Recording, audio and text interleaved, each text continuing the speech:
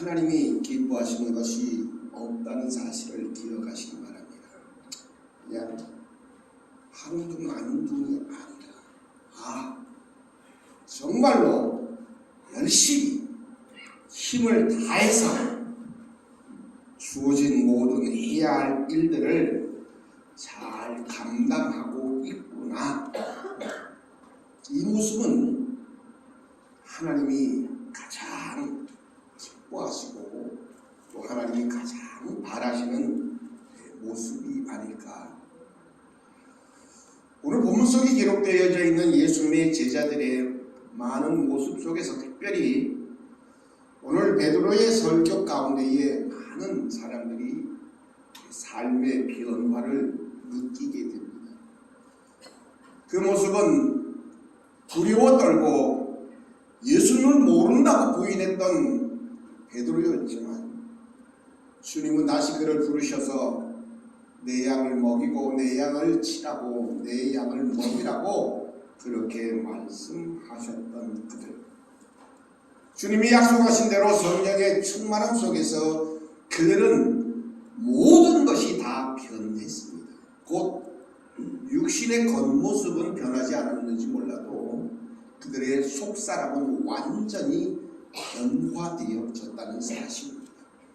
그 변화 속에서 베드로는 열심히 부활의 예수 그리스도를 열심히 증거했던 사건이 오늘 바로 사도행전 2장에 기록되어져 있음을 보게 됩니다. 특별히 오늘 말씀 가운데에서 이제 베드로는 그런 하나님의 말씀을 계속해서 선포할 때에 백성들이 듣고 느꼈고 또 깨닫게 됩니다. 37절에 말씀합니다. 그들이 이 말을 듣고 마음에 찔려 베드로와 다른 사도들에게 물어 이르되 형제들아 우리가 어찌할꼬? 라고 질문을 합니다.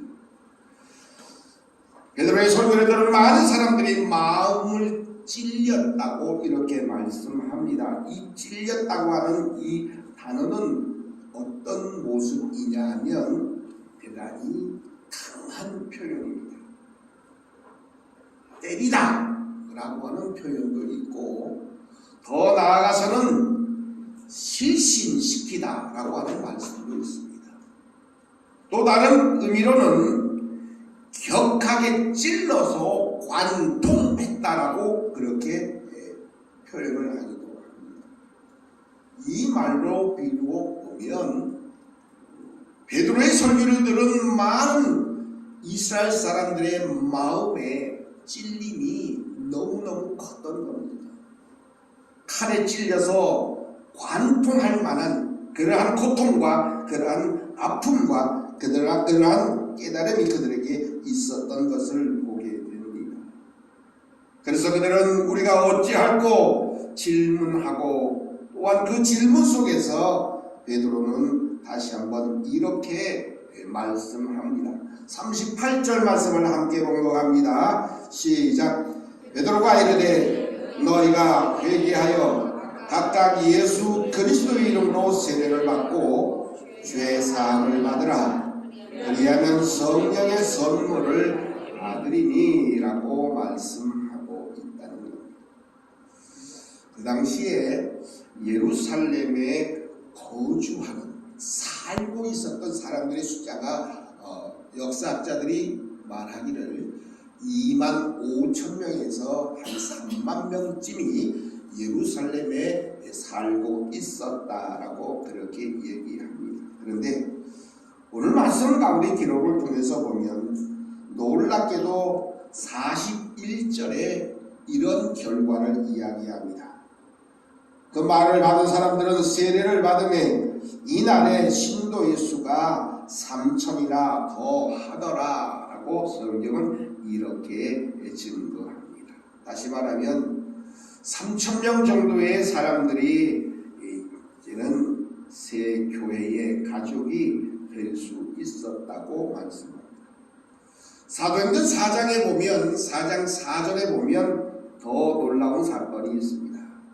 사도들이 부활의 예수 그리스도를 증거하자 어떤 역사가 나타났느냐 하면 남자만이라고 이렇게 증언하면서 5,000명이나 또한 예수를 영접했다라고 그렇게 성경이 증거하고 있습니다. 정말로 우리가 가장 우리 성도님들이 또 원하는지 모르겠어요. 자, 질문 한번 할게요. 우리 교회가 3,000명, 5,000명 되기를 원하십니까? 예? 별로 5,000명이 되든 3,000명이 되든 별로 상관없어. 그런데 목회하는 목사님들의 소원 가운데 하나가 뭐냐 하면 교회가 부흥하는 겁니다. 그래서 성경에 기록되어 있는 베드로의 설교를 듣고 3,000명이나 사도들의 말씀을 듣고서 5,000명이 예수를 믿게 되었다라고 하는 이 말씀 속에는 부러워. 나도 저렇게 목회했으면 하는 바람이 있습니다. 그냥 3,000명 모이고 5,000명 모이는 것이 중요한 것은 물론 아닙니다만 주의 종들이 원하는 것 가운데 하나가 교회가 부흥하는 그런 것들을 바랍니다. 그런데 놀랍게도 오늘 성경에 기록되어 있는 사도들과 또 베드로와 더불어 처음 교회의 놀라운 부흥의 역사를 우리는 오늘 본문 속에 마주하게 됩니다. 숫자만 3,000명, 5,000명으로 누는 것이 아니었습니다. 성경의 기록을 통해서 보면 오늘 이 처음 교회에 등록한 새 신앙의 사람들의 모습은 몇 가지로 나타나고 있음을 성경은 증거해주고 있습니다. 42절에 보니까 그들이 사도의 가르침을 받아 서로 교제하고 떡을 떼며 오로지 기도하기에 힘썼다고 성경은 이렇게 말씀 속에서 증거하고 있습니다. 세 가족들의 영적 허기로 인해서 사도들의 가르침을 꾸준히 받고 정말로 그 말씀을 잘 받고 순종했습니다. 그들을 가르치는 사도들의 권위와 또한 그들의 기사와 표적으로 모든 놀라운 역사들이 많이 일어났음을 성경은 이 초대교회, 처음 교회에서 증거해주고 있습니다. 그런데 이것으로 끝나지 않습니다. 처음 교회는 놀라운 사랑의 역사도 계속해서 나타났음을 보게 됩니다. 사람마다 두려워하는데 사도들로 말미암아 기사와 표적이 많이 나타났을 뿐만 아니라 그들이 했던 모습들이 대단히 놀라운 모습으로 나타납니다. 믿는 사람마다 함께 있어서 모든 물건을 서로 통용하고 재산 소유를 팔아서 각 사람의 필요를 따라서 나누어 주고 날마다 마음을 같이하여 성전에 모이기를 힘쓰고 또한 집에서 떡을 떼며 기쁨과 순전한 마음으로 음식을 먹었다고 성경은 이렇게 증거합니다. 다시 말하면 처음 교회의 성도들의 삶의 모습은 놀랍게도 나누고 베푸는 사랑의 삶의 모습이 온전히 나타났던 겁니다. 서로 교제할 뿐만 아니라 재산과 소유를 팔아서 필요를 따라서 나눠 쓰기도 했습니다. 자발적으로 재산과 또한 소유를 나누는 삶을 살았습니다. 이건 다 내 거야. 나만 먹어야 돼, 나만 가져가야 돼가 아니었다는 겁니다. 너도 가지고 내가 있는 거 넣어주고 또 나누고 쓰고 베풀었다는 놀라운 사실을 보게 됩니다. 뿐만 아니라 그들의 삶의 모습은 하나님 앞에 예배하는 삶을 살았음을 말씀은 가르쳐주고 있습니다. 하나님을 찬미하고 온 백성들에게 또한 칭송을 받게 되어지는 모습을 보여줍니다. 기도에 힘쓰고 하나님을 찬양합니다. 서로 돌보는 일뿐만 아니라 모여서 하나님 앞에 예배하고 더 나아가서 이제는 나가면 전도하는 일을 게으르지 않게 행했던 모습을 보게 됩니다. 이처럼 처음 교회는 배우고 나누고 예배하고 더 나아가서 전도하는 일로 믿지 않는 사람들을 대단히 많은 사람들에게 칭송을 받게 되었다고 말했습니다. 더 나아가서 예수 그리스도의 증인들이 되어졌음을 성경은 말씀합니다. 그러면서 나타난 결과는 구원받는 사람들이 날마다 이렇게 더해졌다고 성경이 가르쳐 줍니다. 처음 교회 성도들이 본인에는 신앙생활을 할 수 있었던 그런 힘이 과연 무엇이었느냐? 그것은 오직 성령의 역사였습니다. 그들로 하여금 그렇게 변화되어진 삶, 예수님의 제자들로 하여금 그렇게 변화되어진 주님의 제자로서의 삶을 살게 하신 그 모든 원동력은 다름 아닌 바로 성령님의 역사였다는 사실입니다. 예수님이 약속하신 성령님 예루살렘을 떠나지 아니하고 하나님의 약속을 기다렸던 120여 명의 성도들에게 먼저 임하게 되었습니다. 바로 그중 베드로도 한 사람이었던 겁니다. 베드로의 설교를 듣고서 예수 믿는 사람들이 더 나아가서 놀라운 은혜 속에서 3,000명이 더해졌고, 더 나아가서 성경은 뭐라고 말씀하고 있느냐? 그들도 성령을 선물로 받게 되었다는 사실입니다. 38절에 말씀합니다. 너희가 회개하고 각각 예수 그리스도의 이름으로 세례를 받고 죄 사함을 받으라. 그리하면 성령의 선물을 받으리니 라고 성경이 말씀합니다. 많은 사람들이 예수 믿고 구원받은 하나님의 백성으로 살기는 사는데 왜 변화되지 못하고 옛날이나 지금이나 수십 년 신앙생활을 했던 그들의 삶의 모습이 변화되지 아니한 모습으로 나타나느냐? 성령의 역사를 온전히 깨닫지 못하기 때문에 그렇습니다. 저 사람은 내가 아는데 교회 다니기를 수십 년을 다녔는데 처음 예수 믿기 전이나 수십 년 신앙생활 할 때는 지금이나 똑같아. 변하지 않았어.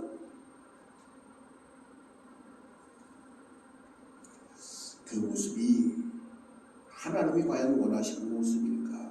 아닙니다. 하나님이 원하시는 모습은 바로 성령의 충만함 속에서 완전히 변화되어진 삶의 모습을 원하고 계십니다. 무서웠던 어떤 제자들의 모습 속에서 성령의 충만함 속에서 이제는 죽는 것도 두려워하지 아니하며 때를 얻든지 못 얻든지 부활의 예수 그리스도의 증인의 삶을 사는 그 삶의 모습이 달라졌구나. 옛날의 그 모습이 아니구나. 그것을 드러내 줄 수 있어야 돼. 그렇지 못하면 난 그 사람 때문에 교회 안 가. 여러분, 이 말이 얼마나 무서운 말인지 아십니까? 난 그 사람 때문에 나는 교회 가기 싫어. 난 그 사람 때문에 예수 안 믿어. 이거 대단히 무서운 말씀입니다. 우리가 정말로 하나님의 자녀로 하나님의 백성으로 살아간다면 바뀌어야 됩니다.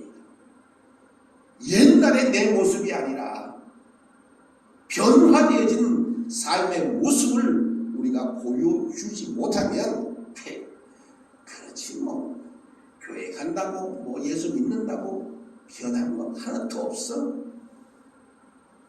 이 말이 대단히 무섭고 위험한 말입니다. 예수 믿을 때나 안 믿을 때나 뭐 똑같아. 제자들의 모습은 그렇지 않았습니다. 제자들의 모습은 예수 믿기 전, 다시 말하면 성령의 충만함을 받기 전과 후는 완전히 달라졌습니다. 와, 저렇게 변할 수 있어? 저렇게 바뀔 수 있어? 저렇게 사람들이 저렇게 될 수 있어? 라고 하는 말이 들려져야 한다는 사실입니다. 성령님은 사도들의 가르침을 받고 사랑으로 돌보며 하나님을 예배하게 했다는 사실입니다. 더 나아가서 복음을 전하는 능력까지도 허락해 주셨던 겁니다. 처음 교회에 이런 하나에서부터 10까지 모두 성령님이 행하신 일이라는 사실입니다. 성령님은 사도와 제자들에게 더 나아가서 행할 수 있는 능력을 허락해 주신 겁니다. 그래서 그들은 성령의 말하게 하심에 따라서 입술을 열고 부활의 예수 그리스도를 온전히 증거하고 또한 전하며 살아가고 있다는 삶의 모습을 온전히 보여주셨던 겁니다. 교회가 교회되어지려면 성령의 놀라운 역사가 온전히 있어야 합니다. 처음 교회의 성도들이 본이 되는 신앙의 삶을 온전히 살아가게 했던 그 능력은 자기의 힘과 지식과 경험이 아닙니다. 내 지식도 내 경험도 내가 가지고 있는 모든 것 다 하나님께로부터 받은 그리고 하나님께로부터 채워주신 것이라는 사실을 우리는 잊어버리지 말아야 합니다.